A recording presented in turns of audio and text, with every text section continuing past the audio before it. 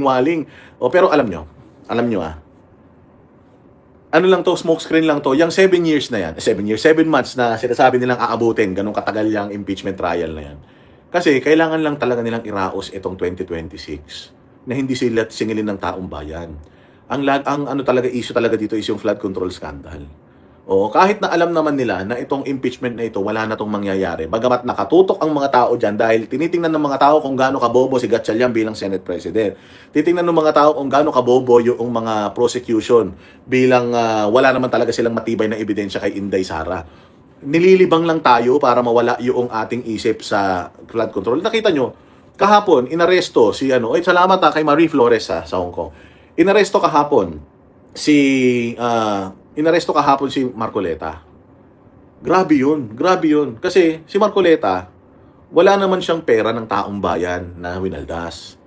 Si Marcoleta, hindi naman siya nagnakaw sa pera ng taong bayan. Si Marcoleta, hindi naman siya kriminal.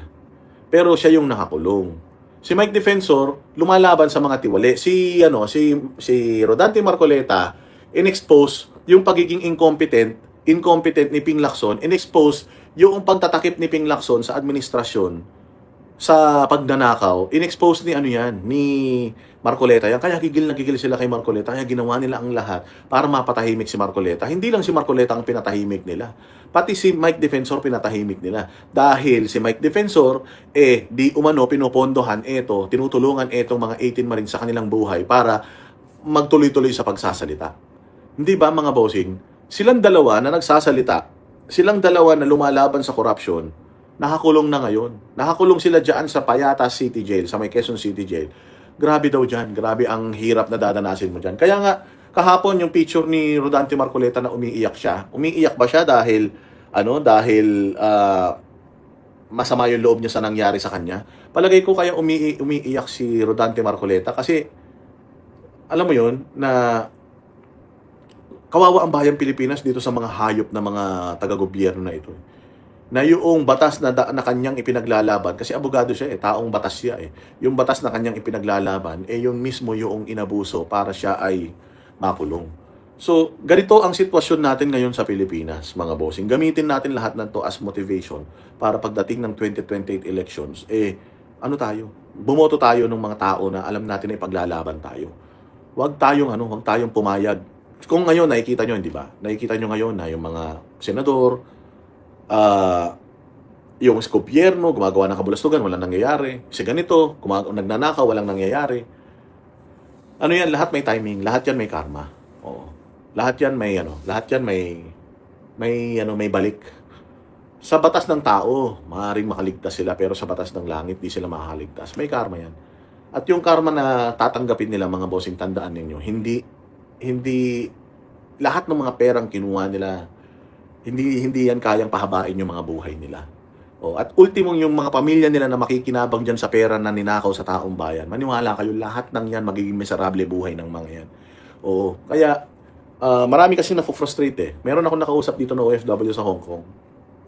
Dati daw siyang Marcos loyalist. Sabi niya, binayaran ko pa yung mga kamag-anak ko para iboto lang si Marcos. Talagang nakikipag-away pa ako. Yung meron akong isang foreigner na kaibigan dito daw sa Hong Kong, sinabihan daw siya na bakit mo iboboto yan? Magnanakaw yung mga magulang yan. Ang sagot daw niya, hindi naman pwedeng ipasa sa anak yung ginawang kasalanan ng ama.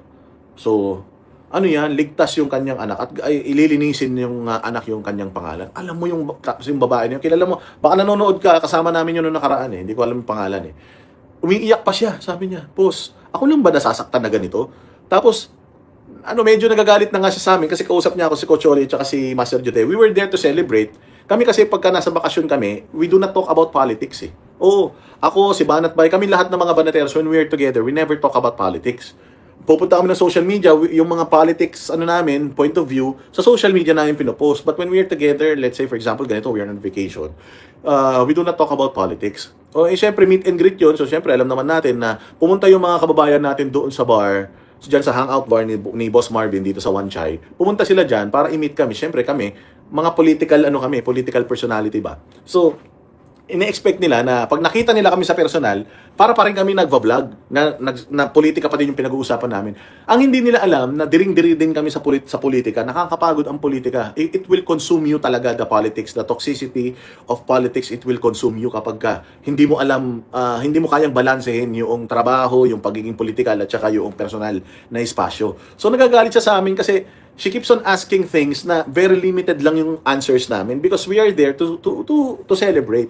Wala kami doon to discuss politics. So nagagalit siya, sabi niya, ba't ganun, ba't ganyan lang yung mga sagot niyo, ang iikli? Ako lang ba yung galit na galit? Parang sabi ko, ma'am, dapat talaga magalit ka sa sarili mo, mantakin mo, binoto mo si Bongbong Marcos. Tinatanong mo kami kung bakit ganun ang nangyari sa Pilipinas. Eh, ikaw ang bumoto kay Bongbong, kami hindi namin binoto yan. Nakinig kami kay Pangulong Duterte. So nagagalit siya na parang hindi namin masyadong ini-entertain yung kanyang sour graping o yung kanyang paglalabas ng kanyang sama ng loob. It's because pag nasa labas kami, we do not talk about politics. Pwede naman tayo mag-usap ng politics dito sa sa ating channel. Punta lang kayo dito. Lahat na mapapanood nyo dito is about politics. Pero pagdating sa mga ganyan, makita nyo kami sa labas, nakita nyo kami sa mall, nagpa-picture kayo. Hindi natin pwedeng pag-usapan yung politika kasi ako talaga inaano ko binibigyan ko ng respeto yung personal na space, lalong-lalo na yung pagdating talaga sa politics. Ako, ang nanay ko, when I go home to my mom's place, to my mother's place, hindi ko talaga wala kaming pinag-uusapan na politics. Pag lumabas ako na ganyan, may mga kaibigan ako kapitbahay, lalapit sa akin, magtatanong tungkol sa politics, iniiwan ko yan. Kasi ako talaga, I talk about politics kapag nandito tayo sa vlog. But when I'm outside, hindi talaga ako nagpo-politika. Kasi talagang mahirap na kapag politika na lang lagi nasa isip mo, iko-consume ka niyan lalamunin ka niya ng buo. Kaya kailangan, medyo kailangan balansehin mo. Meron kang oras para sa sarili mo, meron ka ring oras para sa yung politika. At ito yung tamang oras para sa politika. Nakwento ko lang yung isang viewer natin na-meet na talagang frustrated siya. Ayun na nga, para hindi kayo ma-frustrate sa susunod, I suggest talaga na yun naman ang ina-advocate ko ever since na nag-vlog ako, na matulungan kayong pumili ng mga kandidato na karapat-dapat para pagsilbihan kayo. Kasi dapat talaga pumili tayo ng mga kandidato na pinagsisilbihan tayo, hindi tayo nagsisilbi sa kanila na parang mga hari sila.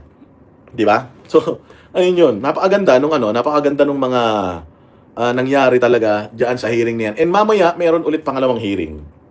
At excited ulit tayo para makita yung pagbula ng bibig nito ni excuse me, ni Jervil Luistro. Kape lang tayo. Ayun nga. So excited tayo na makita yung pagbula ng bibig ni Luistro. At napakaraming mga suggestions sa social media kay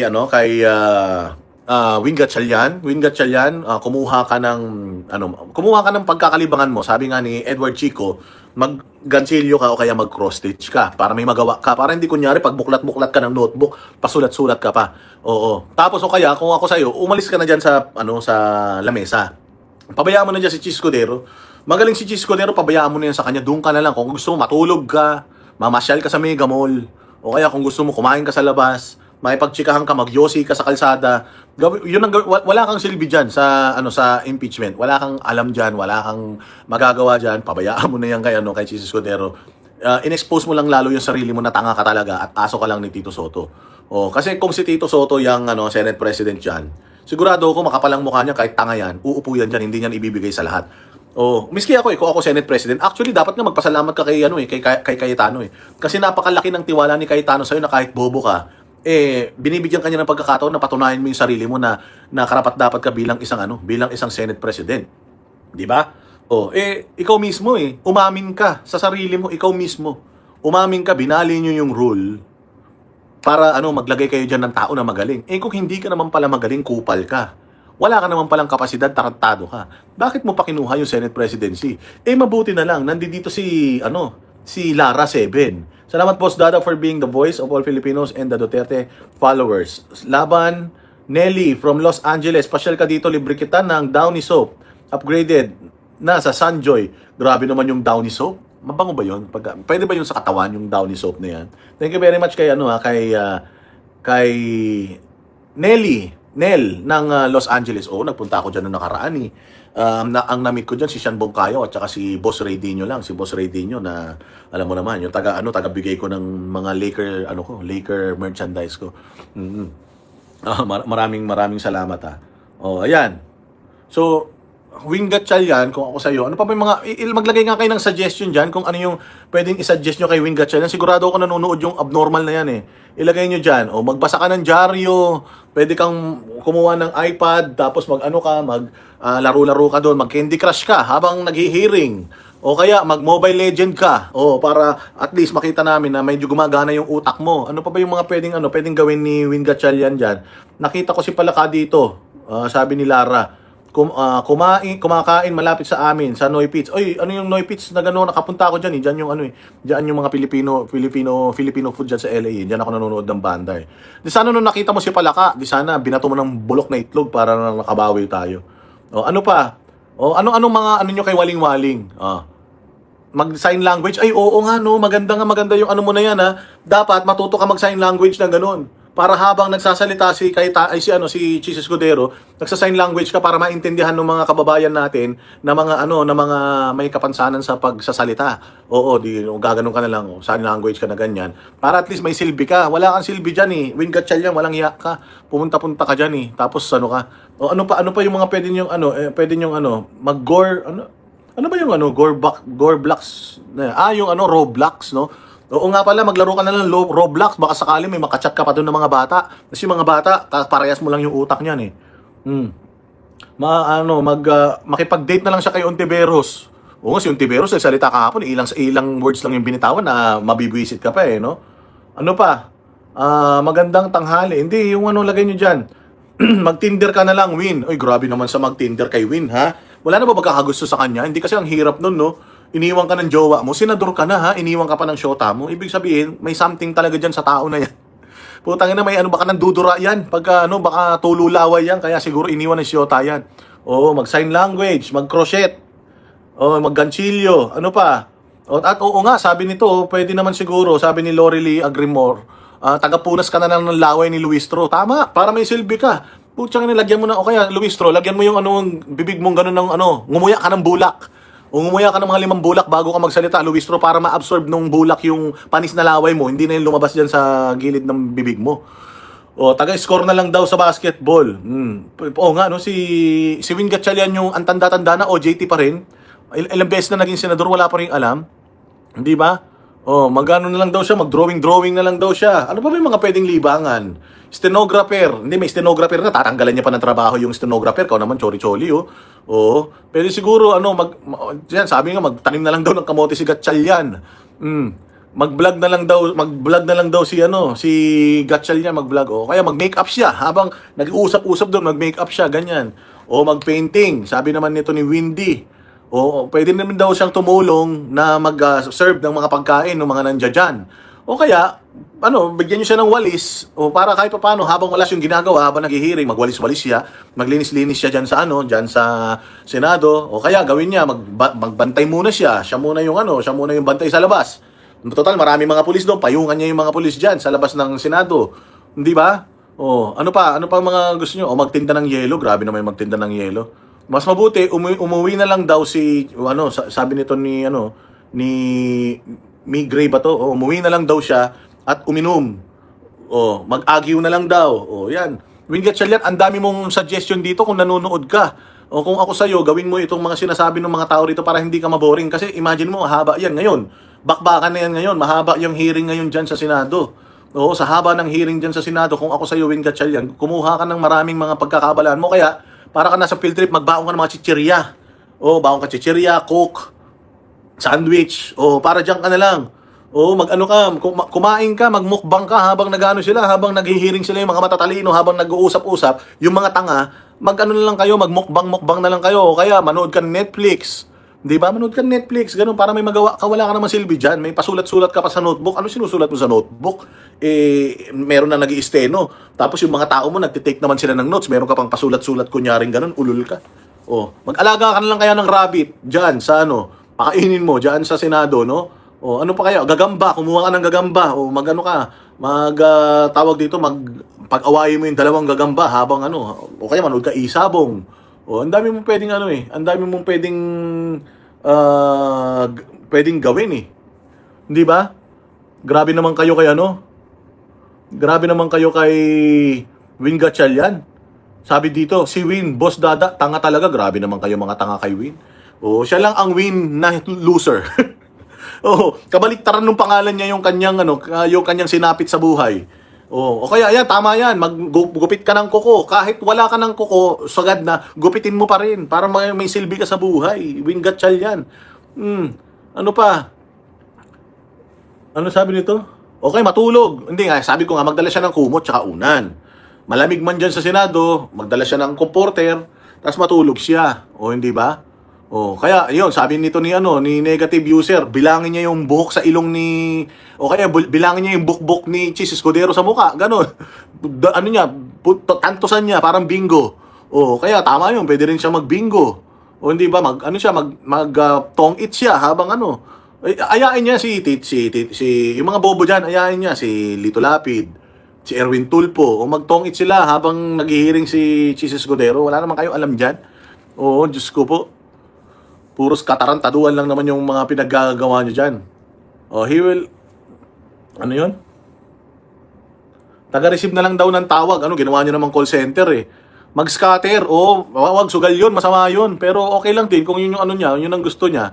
Oh, magsulat na lang daw siya ng noisy sa lamesa, magsulat na lang ng noisy sa blackboard po, tragis yan. Ano yan, high school, elementary, walang hiya na yan, O ano pa, mag-poker. Ano pwedeng gawin? Pag kayo mag-isa ka, kung gusto mo, mangulangot ka, tapos tingnan mo kung may free, yung kulangot mo, di ba? Grabe, no? Magpumatay na lang daw. Walang lamok dyan sa Senado. Malinis dyan sa may Senado, eh. Totoo lang, mas matalino pa si Robin Padilla, kaysa kaysa dito kay Senate President Waling-Waling, eh. Oh, di ba? Sabi ni Robin Padilla, hindi mo naman pala kayang mag-Senate President, eh. Nag-Senate President ka, hindi mo naman pala kaya mag-preside. Dali-dali naman mag-preside kung talagang matalino ka, eh. Oh, ibig sabihin, umamin din ito si Win Gatchal na wala talaga siyang alam. Di ba? Oh, pero mga bossing wag nating kakalimutan, nakakulong ngayon si Rodante Marcoleta.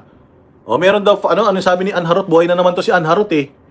Ano sabi nito ni Anharot? Wait lang, Wala yung comment ni Anharot. Mabilis yung chat natin, Thank you very much. Ang dami nanonood, I-like and i-share ninyo to para masaya.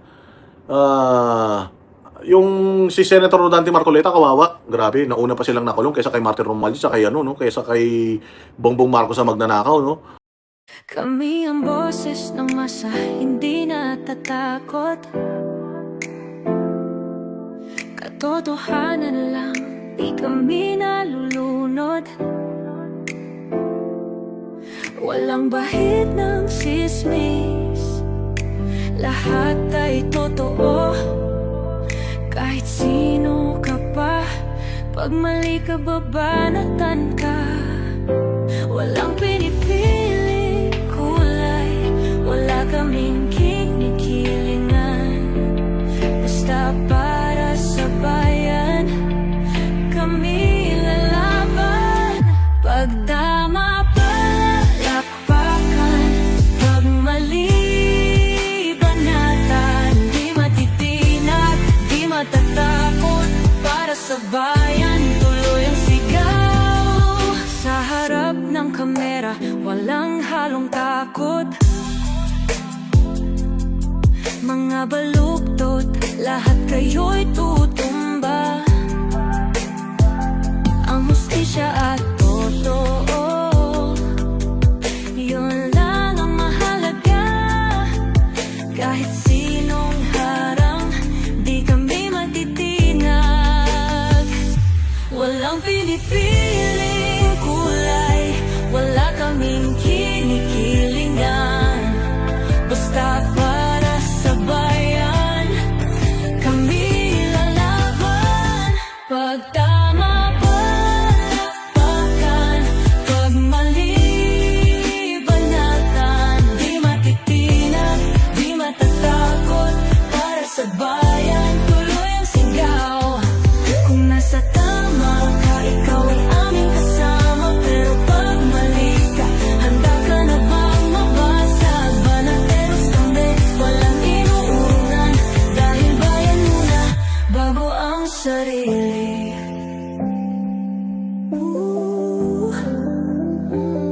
Bago ang sarili.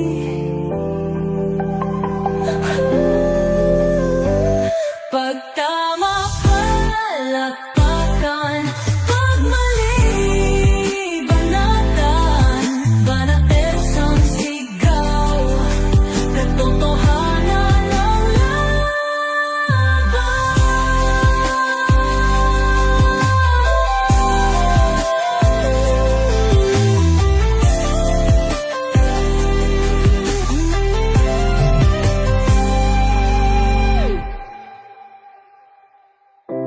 Sa harap